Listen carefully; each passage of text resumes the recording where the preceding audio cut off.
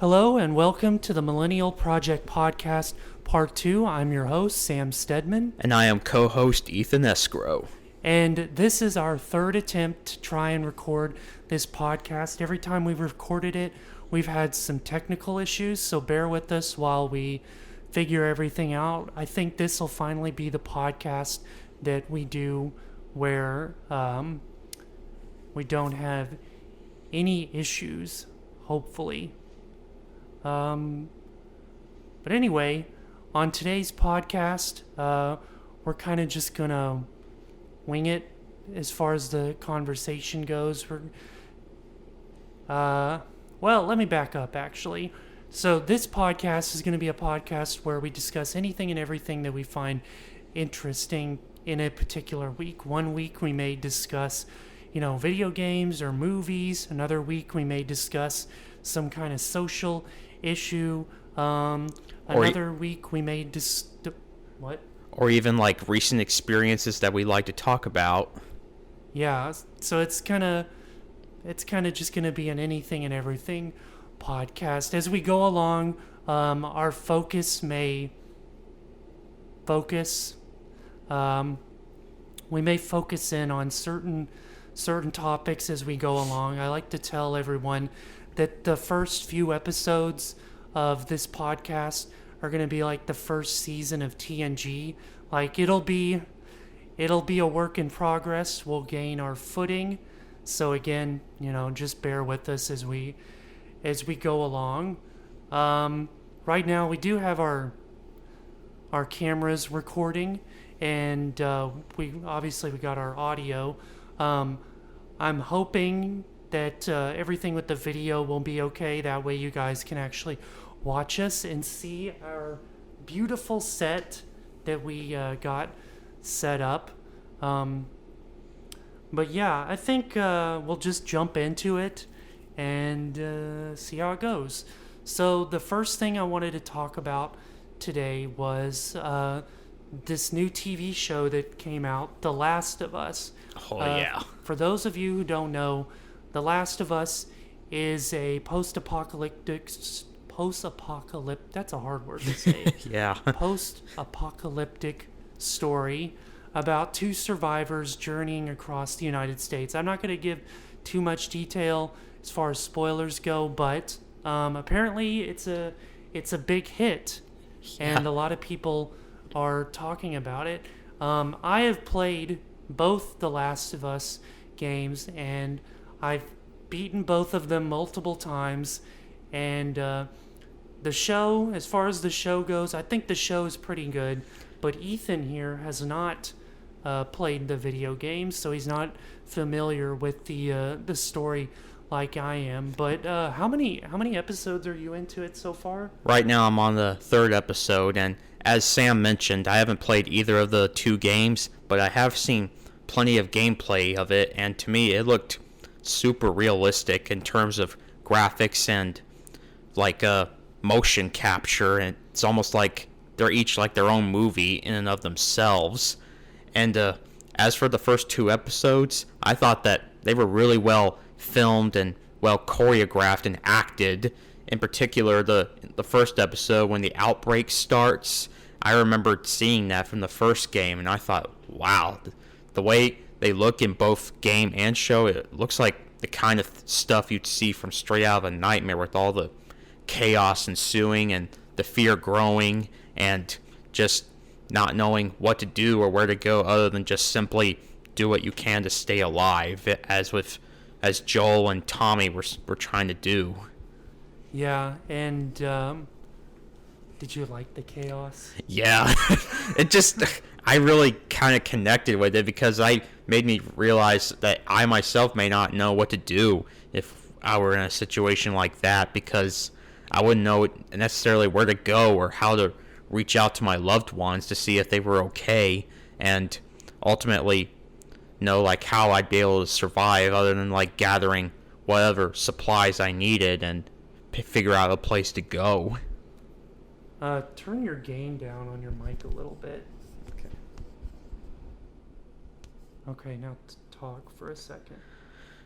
But yeah, so far so good in terms of the show, and I'm really looking forward to seeing the rest of it after seeing the first couple of episodes. Yeah. There's this, I'm sure all of you know, there's a curse when it comes to video game movies or video game adaptations. Generally, they're not very good. But I think this show so far is becoming an exception to that. Where did episode 2 leave off? It left off with one of Joel's friends, and so as not to go into spoilers, it left off with Joel and Ellie continuing with their journey while someone else who Joel knew tagged along, but then ends up basically buying Joel and Ellie time to get away from a horde while they were in downtown Boston, or what was left of it. Right. Yeah, okay. I was just trying to remember, because I think I'm 6 episodes in, and it's a really good show. I like what they're doing. They're staying relatively accurate to the video game, which is kind of rare. I don't understand. Like a lot of video game adaptations, they stray from the video game a lot, and I don't really understand why they do that, because the video game is what's so beloved, and it's the reason why adaptation's being made in the first place. I mean, you don't get adaptations of unpopular franchises. I know, right? And then they're like, oh, let's take this thing that's like popular. Let's take this thing that made it popular. Let's adapt it, but then let's take away all the things that made it like popular, which I don't understand. But they are staying pretty accurate to the video game so far.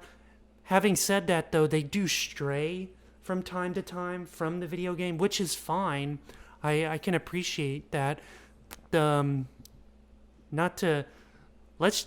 episode 3 of The Last of Us, I'll say, there's a bit of a surprise in there. I'm looking forward to seeing it. As far as like, it strays from the video game.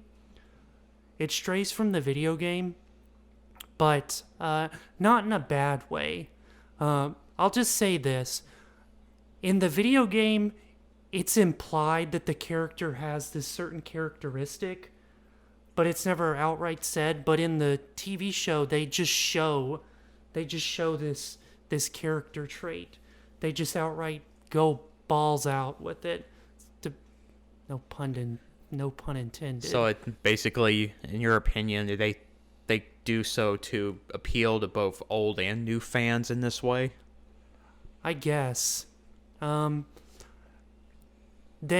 was I gonna say? Oh, I was gonna say the TV show kind of seems like a more realistic telling of the Last of Us video game. And what I mean by that is like, it's hard to say it without spoilers, but the TV show seems more realistic. It does. Than the video game. I think so too. The Joel encounters enemies in the video game, but there's not as much action in the TV show as there is the video game. I feel like if someone in the TV show was to get into certain encounters that the person in the video game has, they would almost most certainly die if they were to run into the things that the video game counterpart runs into. So the TV show sort of condenses things down to make it more realistic and more plausible than what they encounter in the video game. And I do feel that the TV show kind of rushes through certain aspects of the storyline. And but I haven't finished the show. We'll just have to see like where everything ends up at the end of the day. But needless to say, in my opinion, it's so far so good. And especially in the second episode, there was one sequence in particular where the main characters encounter several infected. And to me, that really got me on the edge of my seat because of the sheer suspense of it. And it made me think, like, this is the kind of stuff that I'd probably have to expect in real life if such a disaster ever occurred, and why I found myself basically put myself in the character's shoes and try to determine what I would do if I were in a similar situation like that. Well, this is kind of what I was talking about. In the TV show, it shows them encountering two of those clickers. Two of them. Yeah, the clickers, they looked like super... They were blind, and yet they could hear extremely well, and that to me added more to the heightened sense of like fear and trying to survive against like a very cunning and deadly foe. Well, what I'm trying to say is, in the show they encounter two clickers, but when you're playing the video game, there must be like 4 or 5 clickers in that museum section of the game. Plus, there's probably like 4 or 5 runners in there as well. Runners are just the regular infected. That's what I'm saying. Like in the game, there's like 10 infected that you run into that you have to fight. But in the TV show, it's just 2 clickers, and that's what I mean. Like the TV show's showing a more realistic version of what happens, a more digestible version, because I feel like in real life you could survive an encounter with 2 clickers if you're careful.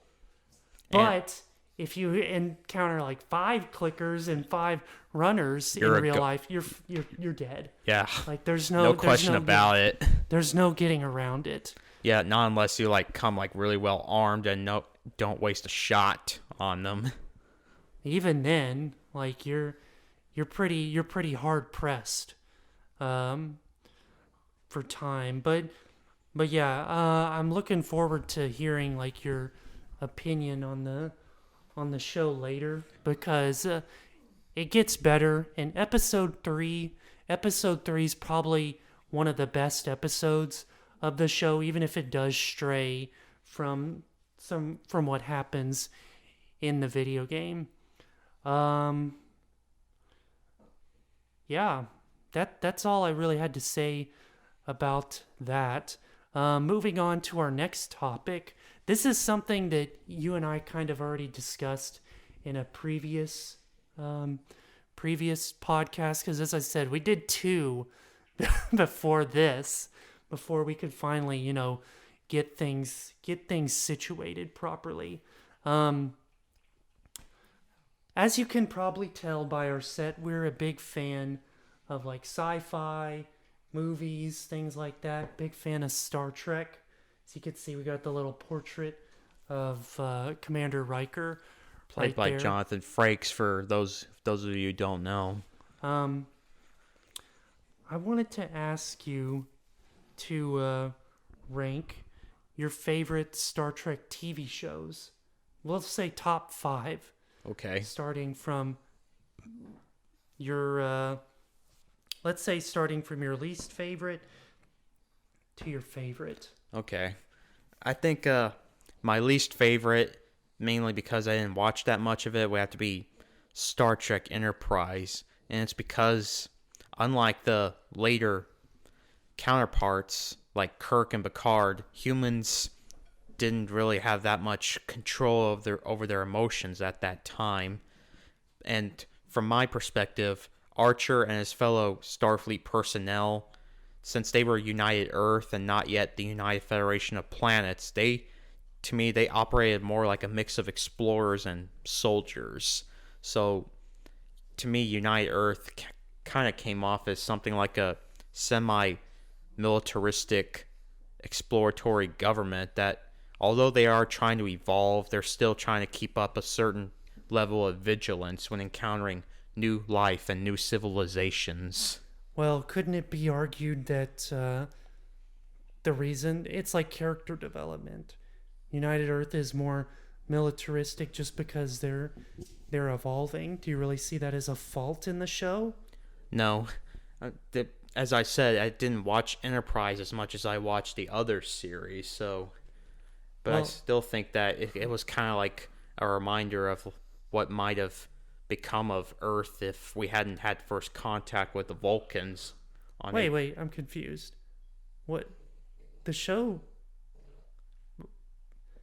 The show is in the regular timeline. It's not different. I know, but I was just thinking of how close we might have been if first contact with the Vulcans had gone wrong, especially with that, as shown in that Mirror Universe episode duo. Oh, yeah.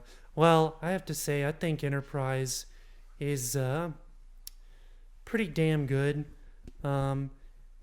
It's definitely not my favorite, but if you watch it from beginning to end, it's got some pretty good episodes in there. Carbon Creek, In a Mirror Darkly, Yeah. Terra Prime's good, Stormfront, the whole Zendi timeline, or the Zendi story arc. But I think it could have been ended better, though. Oh, you didn't like the last episode? No, I kind of like it was shown as a historical summary of sorts as seen from the perspective of the 24th century. Well, how do you think the show should have ended? I think it should have ended like as more planets come to join after the Xindi timeline ends, and it shows the United Federation of Planets being established formally, and with a sense of like pride and accomplishment by Archer and his crew to show like how far they had come in their journey. Yeah. Okay, so Enterprise. There's more than 5 series, though, you have to realize. Right. So, and my next one would have to. Wait, let me finish what I'm saying. There's more than 5 series, so Enterprise, it's still in your top 5, but it's just your least favorite of the top 5? That's right. Okay. So, what's your fourth? I think my fourth one would have to be the original series. Really? Yeah.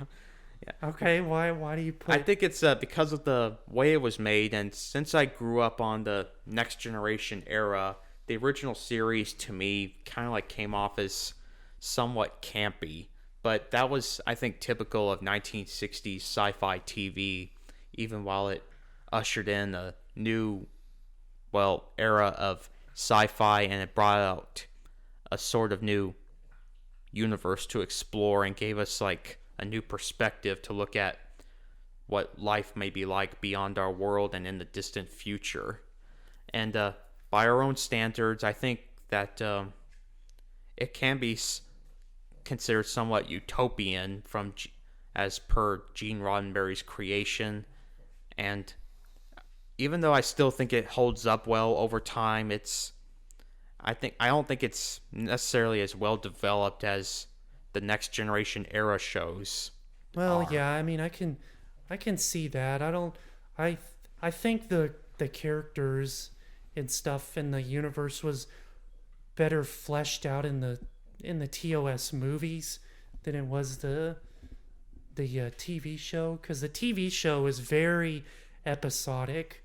It was like something happens in this episode and then it's kind of never mentioned again, so it didn't do particularly well when it came to establishing like character arcs and whatnot. But having said all that, I do think that the show was a true pioneer of its time. It was, yeah. In the way of sci-fi. And I think it kind of like established a foundation from which improvement and what creativity and imagination can pull off as time passed.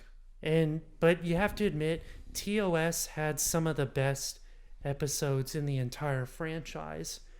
Like, for instance, I think the Doomsday Machine. Yeah, that one was good. Is a really, really good episode, along with Amok Time, where they introduced the fight theme with Kirk and Spock. Yeah. Kirk and Spock fighting. Enterprise incidents, pretty good. And Mirror. Mirror, yeah. Can't forget Mirror. There's some really, really good episodes. And the characters, I thought the acting in the show was really good. I know people give William Shatner shit for, being an overactor, but I think he did pretty well. I think so too. Especially since like the very first episode I watched as a kid when my parents introduced me to Star Trek was Obsession from season 2, when Kirk found himself engaging in a personal vendetta against a vampiric cloud that basically sucked blood out of its victims because he had seen it before. Yeah, I haven't watched that episode in a long time. I need to sit down and go through the series again. There's also, I think the episode's called The Squire of Gothos or something.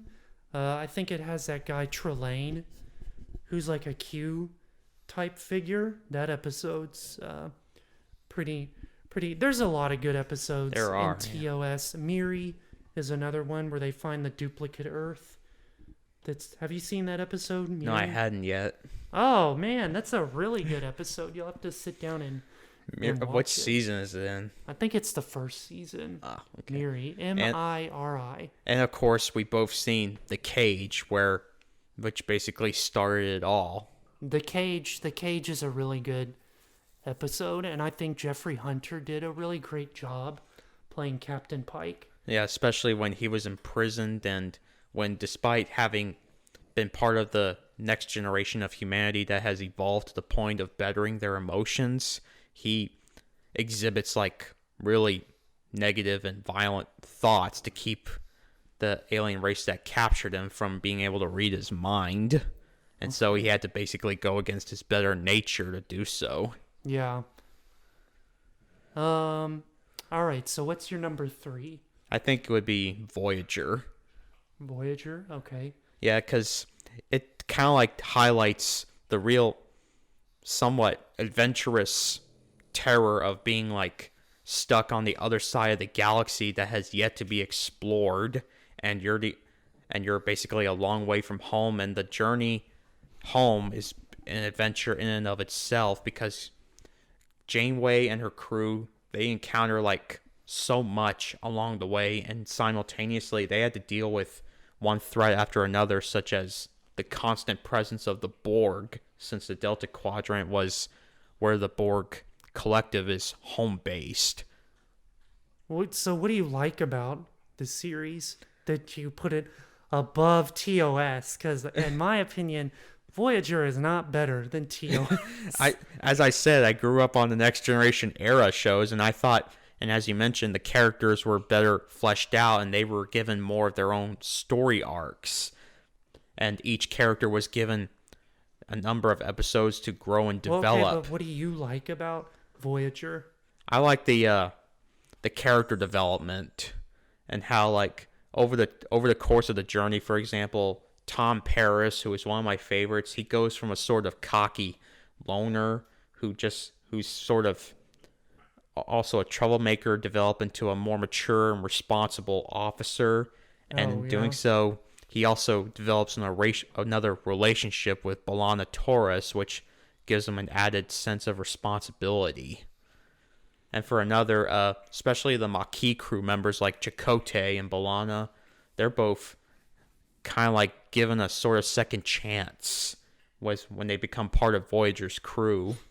Yeah. As they like make their way home and they become more integrated members of the crew. I could see. My only issue with Voyager, I do like Voyager. I think it's a very good series. Well, I'll say it here in a minute when I do my my top 5.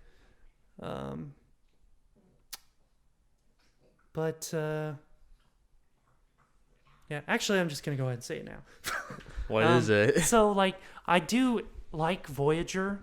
It's got... Voyager I kind of consider like my comfort show. It's just a show I can kind of turn on in the background and watch. And it's very good if you're watching episodes here and there. I don't think that the character development is as good as you see in like TOS or like TNG or DS9 for that matter.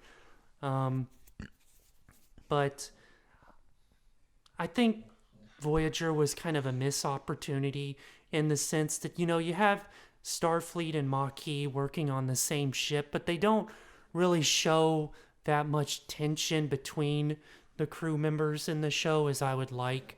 I mean, the characters say things here and there that show like how the Maquis think differently than the Starfleet crew members, but there's not a lot of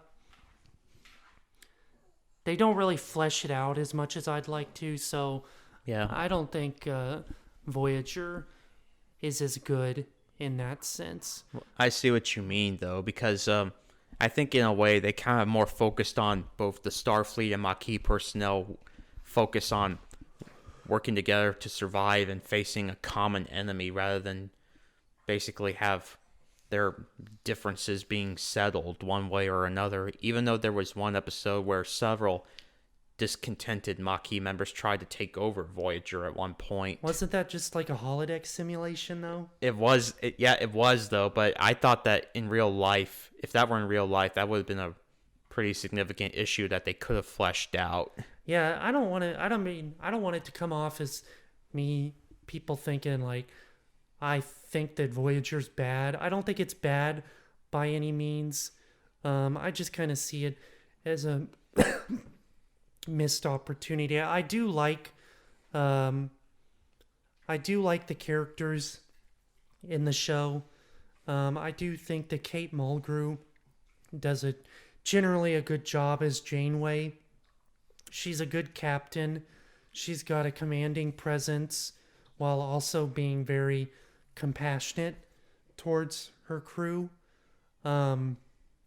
So yeah, I do think it's a very well done series. It's just not one of my favorites. Okay, so you said Enterprise, TOS, and then Voyager. So what's your number 2, your second favorite? Deep Space Nine. Deep Space Nine, okay. Because not only did it give us like a different perspective on how Starfleet operates via a space station rather than a starship, it also tackles some of the deeper issues that we have to contend with, such as war, as personified by the Dominion War in the latter half of the show, and religion and spirituality as represented by the Bajorans, when Sisko finds himself taking on the task of being emissary to their people. And through it all, they have to contend with the post-Bajoran occupation atmosphere, with tensions with the Cardassians being an issue, and would eventually become all-out war as they become allies of the Dominion. And I think that really highlights, like, even as we as humans evolve and better our emotions and try to move beyond the darker aspects of our nature, we still had to contend with them in real life situations. Okay. Well, what do you like about the show, though? I like how it's more ground-based, and it's sort of like being placed out on a frontier, and you have to maintain a somewhat vigilant state to keep a state of affairs running as smoothly as possible. And when war breaks out with the Dominion, Starfleet, and their allies like the Klingons and eventually the Romulans, they had to operate more as soldiers in a military rather than just as explorers, and they find themselves in a situation that they never really had to encounter before, at least not for a long time.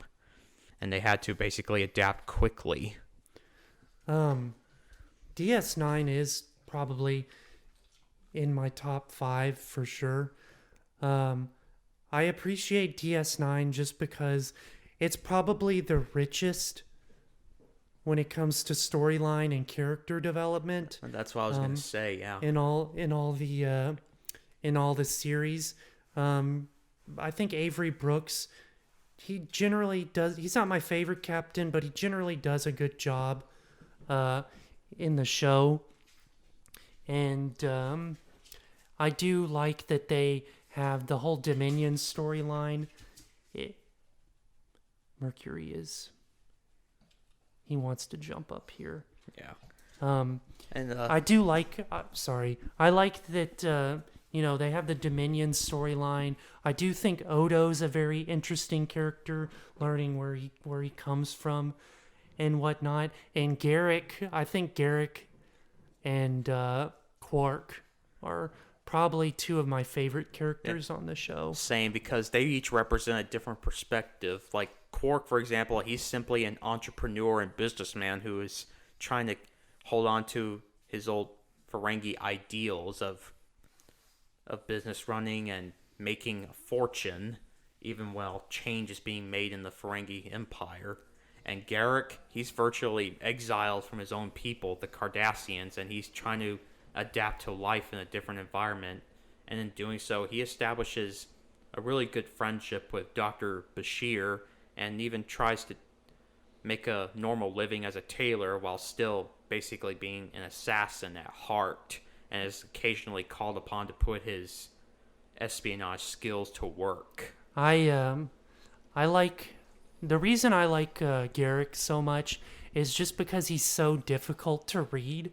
He's such a complex character. Like, he's extremely witty, and there's times in the show where he'll say things where I'll just laugh out loud because they're just he's so honest, yet he's so deceitful at the same time. And he does the things that no one else is willing to do, and he's such a smart ass. He is throughout the show. And I also heard in an interview that the guy that plays him, Andrew Robinson, I think was his name. Yeah, Andrew Robinson. He was, before DS9, he was more well known for playing serial killers in different thriller movies and the like. Yeah, there's just like, you could tell me anything about Garrick and I would believe it, but I heard that Garrick was actually gay, and he had a thing for Dr.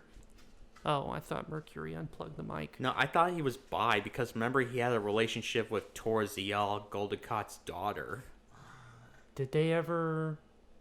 Oh, he might be bi. Yeah, that's what I was thinking. Well, it doesn't matter at the end of the day, but yeah, I thought he was a very interesting character. And then the reason I like Quark so much is, one, because Quark he's just funny. He is. He's a funny character. But two, like, he's relatable in the sense that he's your everyman. He's a businessman trying to get by. But he's also, even though he's a Ferengi and he's an ultra capitalist, he has a conscience.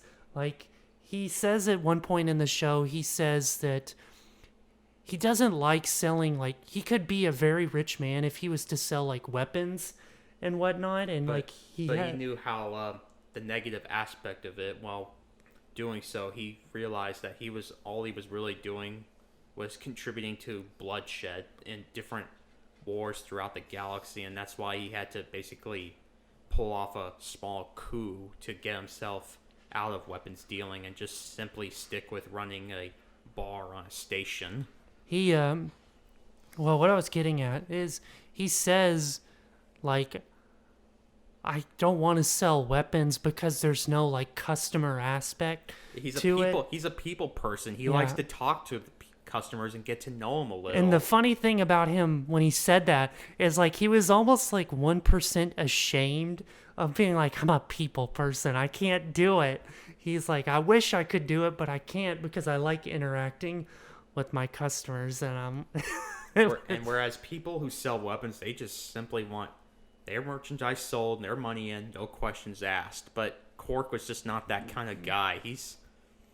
He actually likes to talk to people and get to know them, and I think that kind of like displays a humane side to him as such that may not be as typical of your average Ferengi. And I think Armin Shimmerman did a great job portraying that somewhat mixed personality of sorts.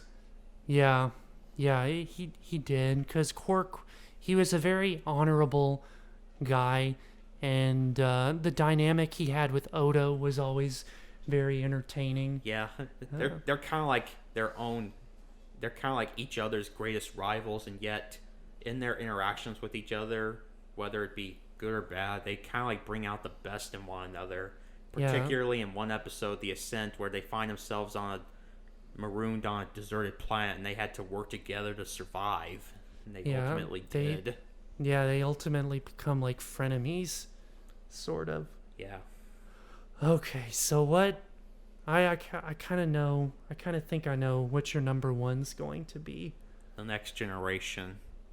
To me, it kind of like comes off as what the original series would be if it was at its best, with characters fully fleshed out, given their own story arcs and full lines to develop over time, and how humanity could potentially reach its zenith in terms of evolving and contending with whatever is out there and discovering new life and new civilizations. And overall, I think that the TNG crew is what I grew up on, and they kind of like epitomize the very best that Star Trek itself can be. Yeah. Who's your favorite character in TNG? I think that would have to be Data, because I found myself relating to him the most of all the characters, because he and I are both extremely different in our own way. We both try to like fit in wherever we go, and with whoever we try to interact with, and we both try to like overcome what makes us different from everybody else and become accepted for who and what we are. And in doing so, we try to we want to be happy and be ourselves without changing too much based on what other people perceive of us. And in doing so, we're basically living to the fullest.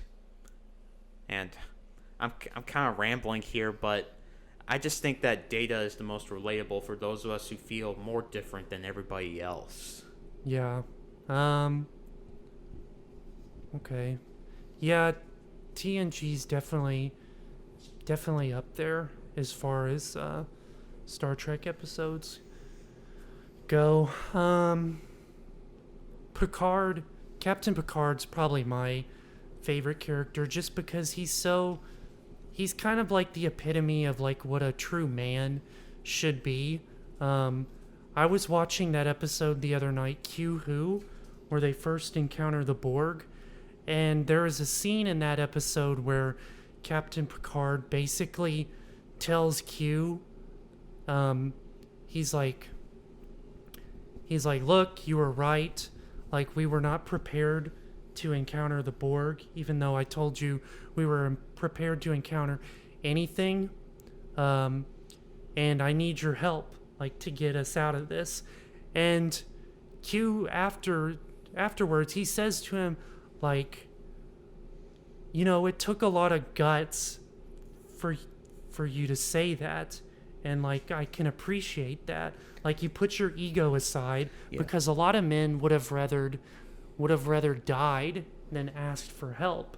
Yeah, that is one of the less savory aspects of our human nature, because we always try to like better ourselves and do everything within our power to solve this problem or resolve this issue and the like, but sometimes ultimately we find ourselves encountering something that we really can't deal with on our own, and therefore we need something like otherworldly help to get ourselves out of that situation and learn the lesson afterwards.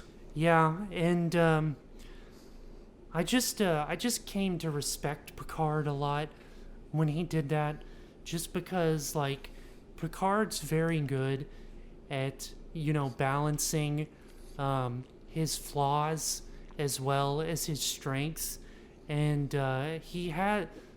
Picard is very good at putting his ego aside and knowing when it's time to quit, even if it doesn't, even if he thinks down the line it may not make him look good, he knows when it's time to just, put the brakes on. He's done that various times over the course of the series, like in that episode The Wounded, when Captain Maxwell was going on a killing spree. But that was because of his personal vendetta against the Cardassians, who he blamed for the death of his wife in an earlier conflict. But in that way, a supporting character, Chief O'Brien, who would become a main character of DS9, he kind of like serves as the voice of reason.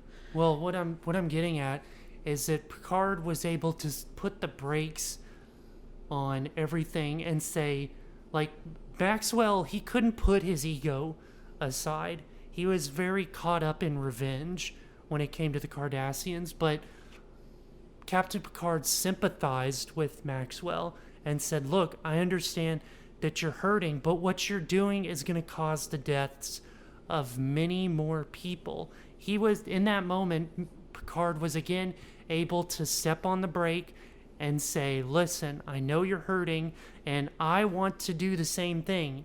He's like, I want to, make the Cardassians pay for what they've done, but we can't do that at this moment because it'll cause a war. And I think Picard really did his best job at showing that, at putting his need for revenge aside in First Contact, after having virtually relived his traumatic experience with the Borg. He was almost obsessed with the idea of destroying them for the pain that they inflicted on him, but eventually, though, he was able to come to his senses and able to overcome his inner demons and put an end to the Borg threat by a more rational way of thinking. Yeah,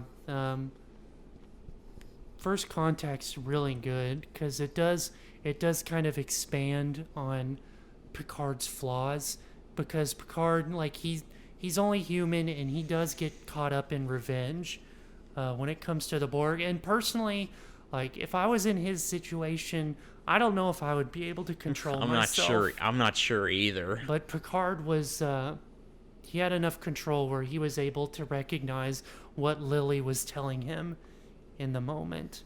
Yeah. And initially it kind of like alienated him somewhat from some of his crew, but eventually he was able to reconcile with them once he came to his senses. And I think that kind of really fleshed out the very human nature of Picard and how sometimes he lets it get the better of him. Yeah, and Picard, we're just talking about Captain Picard. We haven't even talked about, like, the good episodes of TNG. Okay, so what would you say some of 3 of your favorite episodes from TNG? Like, what defines the series and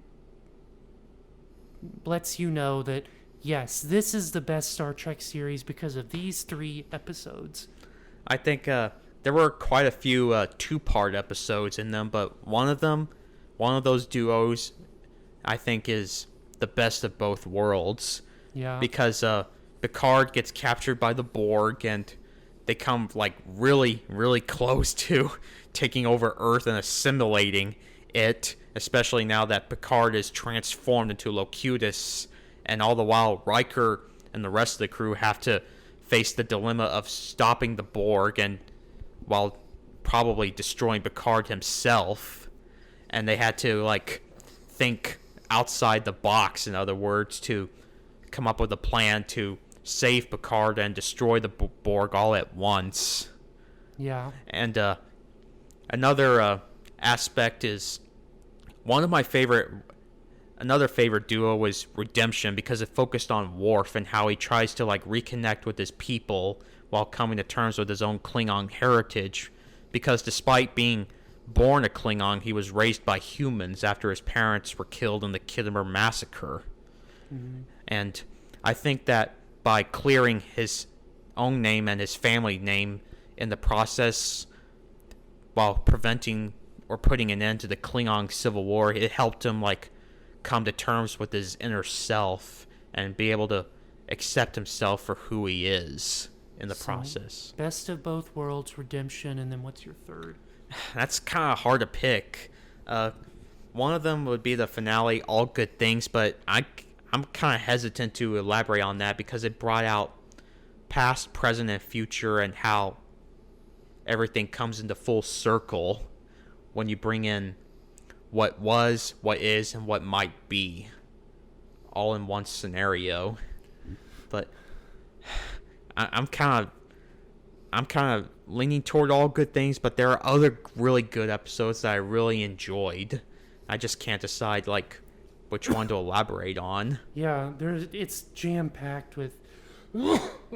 Excuse me. Oh God! Don't tell me I'm gonna get the hiccups during the podcast. Excuse me. Oh my God. It's okay. We'll work through it. Okay. Do you think? God damn it. Do you need to drink some water? Yeah. I can't believe I got the hiccups. Okay, I think they might be going away. Okay, but All right, we're back. all right. Sorry, I got the hiccups. It happens. It's all good. Where were we? Oh yeah, you were talking about your 3 favorite episodes, but I haven't even done my top 5. So I'm sorry. I thought we were both kind of like simultaneously doing them. no. Ugh. Sorry, I kind of like focused on mine, but we should have also done yours. It's okay. Okay. But go ahead. Excuse me. Okay, so my top 5 I think Strange New Worlds is definitely number 5. Strange New Worlds was surprisingly good. I was not a big fan of Discovery. I thought Discovery had too much crying in it. And Anson Mount does a really good job in Strange New Worlds. He's sort of like Picard in a way. He's very stoic, but he's also very compassionate towards his crew. He demonstrates that several times throughout the series. And Strange New Worlds has a way of getting back to the episodic storytelling, and it has drama, and it's got humor, and it's got heart to it, and I appreciate that because all the other series have that. And I feel like Discovery, it's too melodramatic. It was for my liking, and I don't particularly like any of the characters on Discovery, with the exception of Saru. I do think Saru was pretty cool. And Captain Giorgio, she was pretty cool as well. The mirror Captain Giorgio. So Strange New Worlds was very, very good. And then my number 4 probably be Enterprise. We discussed Enterprise a little bit already. Yeah, Enterprise. My number 3.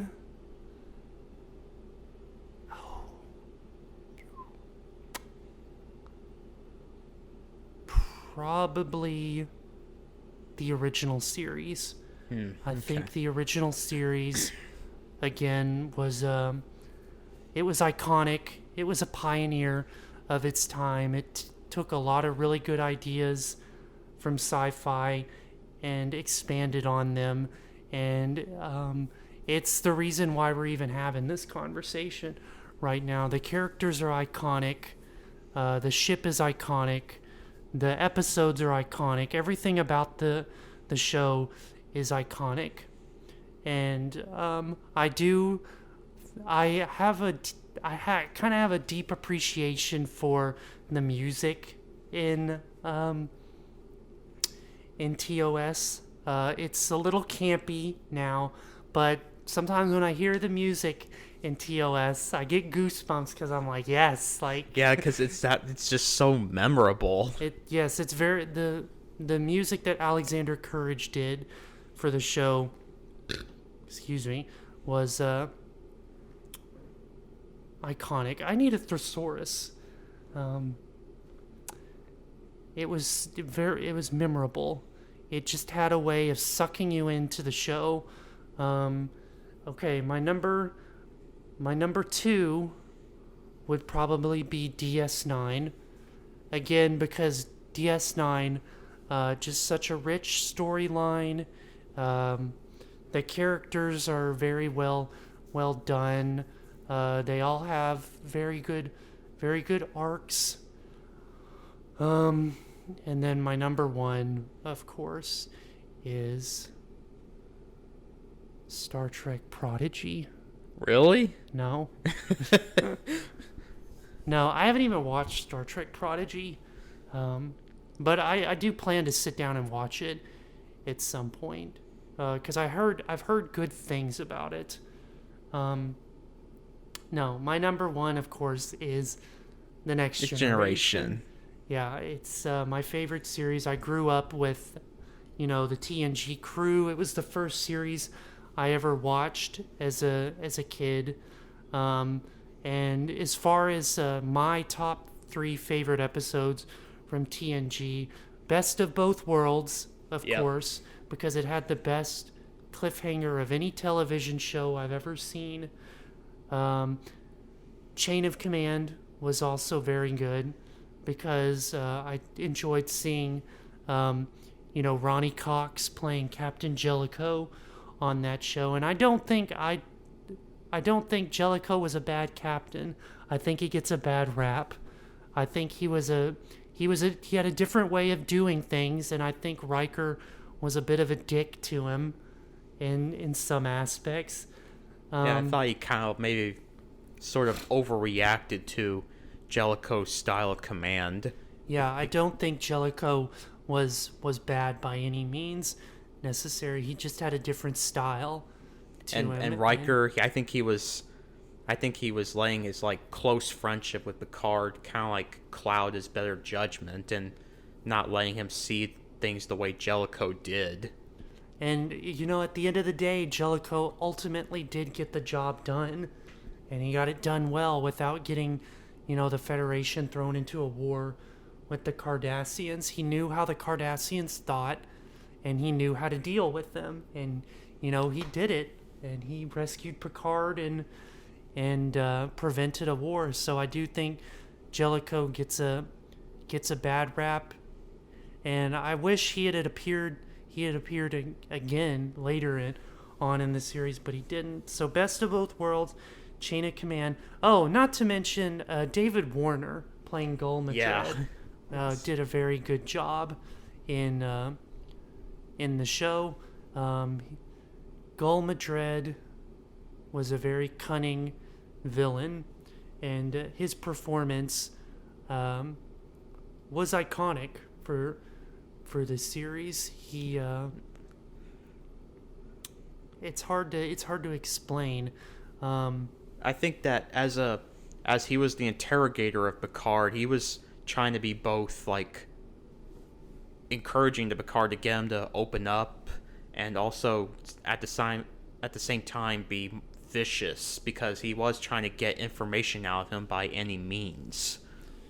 Yeah. So he was kind of toying with Picard's emotions at some point. I'm curious, what was your interpretation of the whole 4 and 5 lights thing? What do you think Madred was trying to do by getting Picard to say there's 5 lights instead of 4? I think he was trying to bend Picard to his will in a way, in reminiscent of George Orwell's 1984, because Picard would be the main character of 1984, and Gul Madred was Big Brother, and he was trying to get Picard to see things from his own perspective and only his, and not letting him have a mind of his own. Yeah, that was my interpretation too, because the first time I watched, I didn't completely understand why he was doing that. But as I rewatched the episode, I'm like, okay, he wanted him to say there's 5 lights, so he could basically show that he has control over Picard. He can control what Picard sees, and he could control what Picard sees and what Picard thinks. Yeah, and he was basically trying to psychologically torture Picard in that way. Yeah, and it was very satisfying at the end of that episode when Picard yells back at him, There are 4 lights! Yeah, he yells that back at him, and it's like they were like fist fighting the whole time, and right before Picard leaves, he's just like uppercut, bop, like just. And all that Madred could do was just stare at Picard like respectfully, knowing that he couldn't defeat him, no matter how much he hurt him. But he almost did defeat him. Yeah, because at one point, Picard at the end admitted that he would have done anything to have put an end to that torture, and at some point he thought he really could see 5 lights. Yeah. So, yeah, Chain of Command, really great episode. So I said Best of Both Worlds, Chain of Command, but I'm also going to go do a one-off. There's so many good episodes, but an episode that stands out to me that's not really talked about is the episode In Theory, where Picard, we're talking about Picard so much, Data explores relationships. Yeah, Data explores a relationship with a woman, and that's a great Data episode because it's got humor to it, and it's kind of sad at the end when they break up, but he kind of like explores the human side of his nature, because even though he's an android, he wants to be more like everybody else around him, and so he tries to expand on his interaction with people by establishing a relationship with a fellow officer. Yeah, and I think it's a good episode in the sense that it kind of shows our relationship with technology as well. Like, is it possible in the future we could see people having relationships with robots? And I don't think those robots will be unemotional per se, because I don't think that could ever work, to have a relationship with an unemotional person. But I think it was just interesting in that aspect. So Data is definitely my second favorite character on the show, and I do think he had some really good episodes in there. There's so many other episodes in TNG that are good. One that I kind of just want to mention, Starship Mine. That's a really good episode. It's a very good Picard and Data shines in that episode. Do you know which one I'm talking about? Yeah, but I kind of like forgot like which one, what really happened, because it's been a long time since I've seen that episode. It's where the Enterprise is getting that baryon sweep done to it to like clear out, like it was like cleaning the ship. They were cleaning the ship with a baryon sweep, and Data wrote a small talk subroutine, and they were down on the planet, and Data was imitating Commander Hutchison, who was known for his small talk. Yeah, and so it's funny to see Data try to imitate small talk. Especially as he was copying him from the back, copying Hutchison in the background. Yeah, and that's another really good episode. But yeah, those are my top 5 favorite episodes. Or those are my top 3 with 2 on top. Yeah, that was a weird way to word it.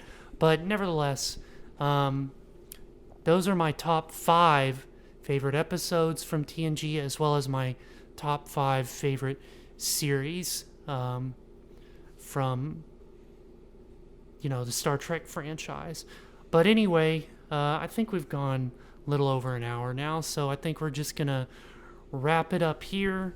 I appreciate all of y'all listening in today and watching, assuming we get the video worked out okay. We still got some technical issues to work out, but at this point, I think we're just about ready to present the whole thing.